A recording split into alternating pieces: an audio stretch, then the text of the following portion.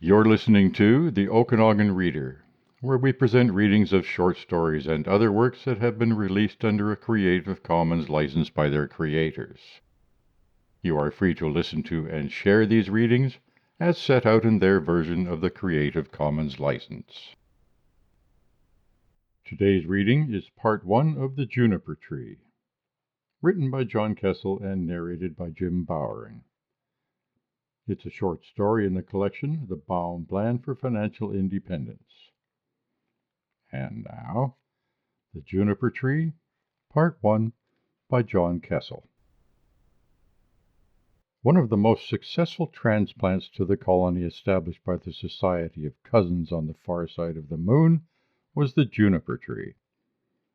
Soon after Jack Baldwin and his daughter Rosalind emigrated in 2085, a project under Baldwin's direction planted junipers on the inside slopes of the domed crater, where they prospered in the low-moisture environment.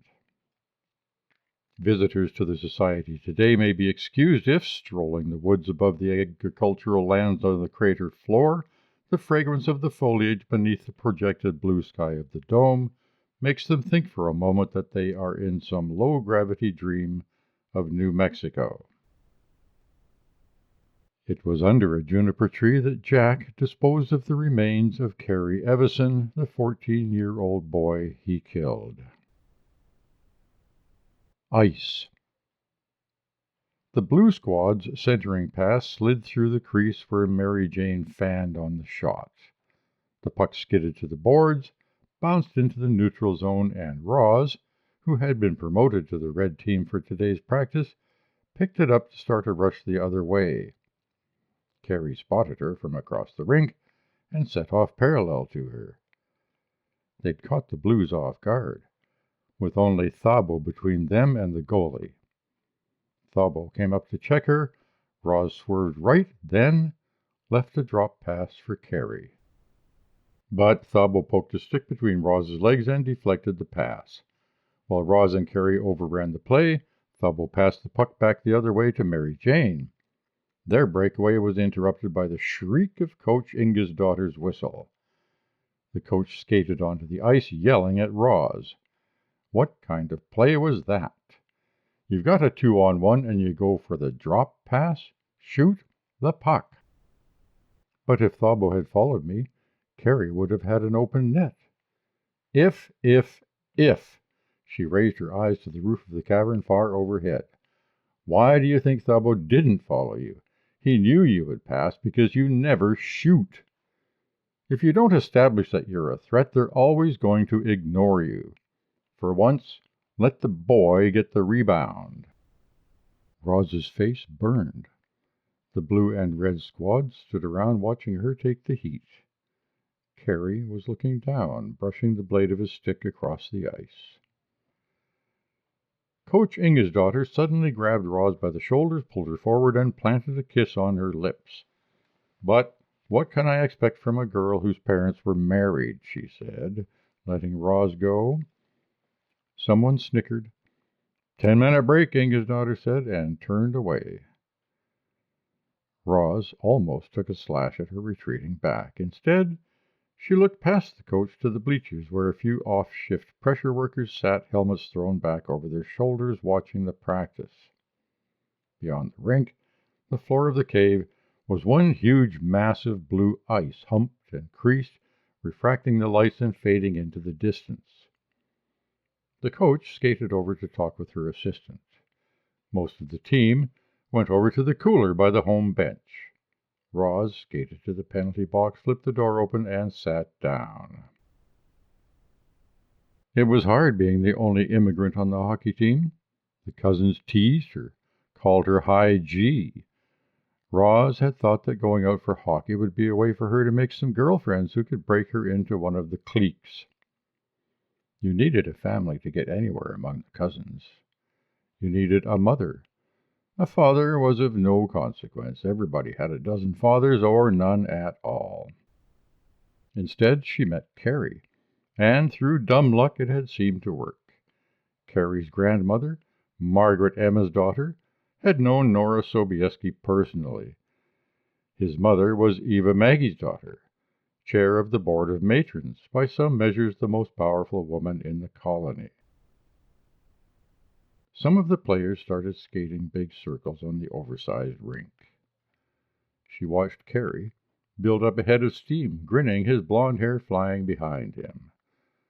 On the next time round, he pulled off his gloves, skated past the penalty box, winked, and gave her 5 as he flew by.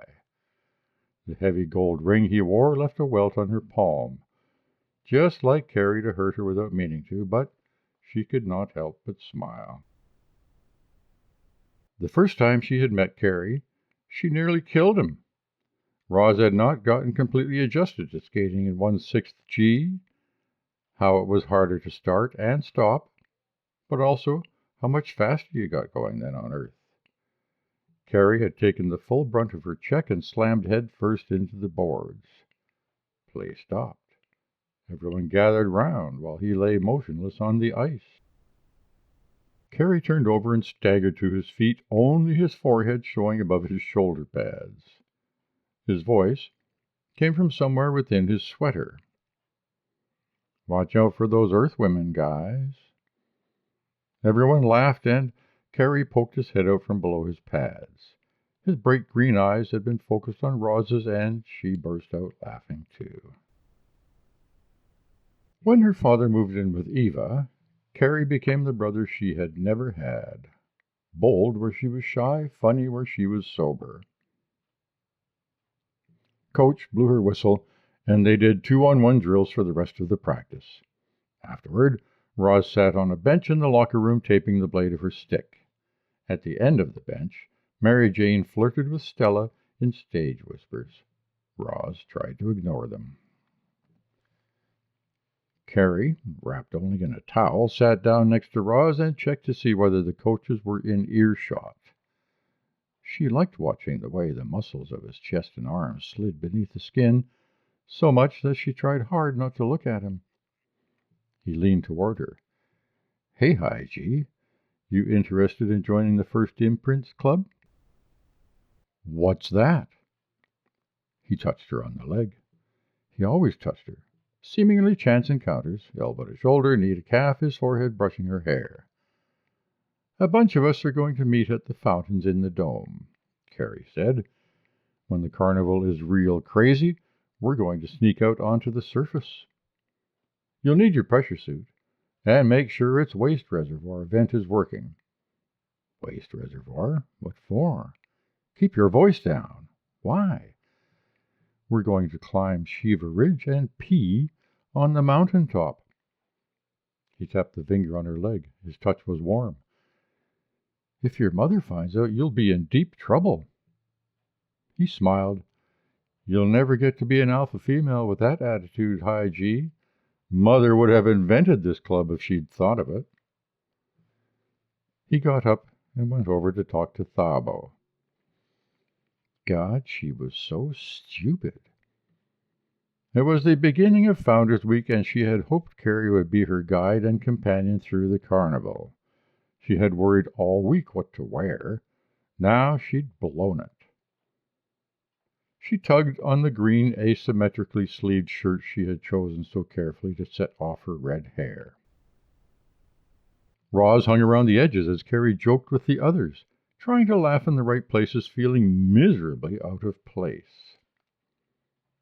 After they dressed, she left with Carrie, Thabo, and Riza for the festival. Yellow triangular signs surrounded the pressure lock in the hallway, linking the ice cavern to the lava tube. Roz struggled to keep up with Carrie, who, like all of the kids born on the moon, was taller than Roz. Riza leaned on Thabo. Riza had told Roz the day before that she was thinking about moving out and getting her own apartment. Riza was 13, 6 months younger than Roz. The lava tube was as much as 40 meters wide, 30 tall, and it twisted and turned, rose and fell, revealing different vistas as they went along. Shops and apartments clung to the walls. Gardens grew along the nave beneath heliostats that transformed light transmitted from the surface during the lunar day into a 24-hour cycle.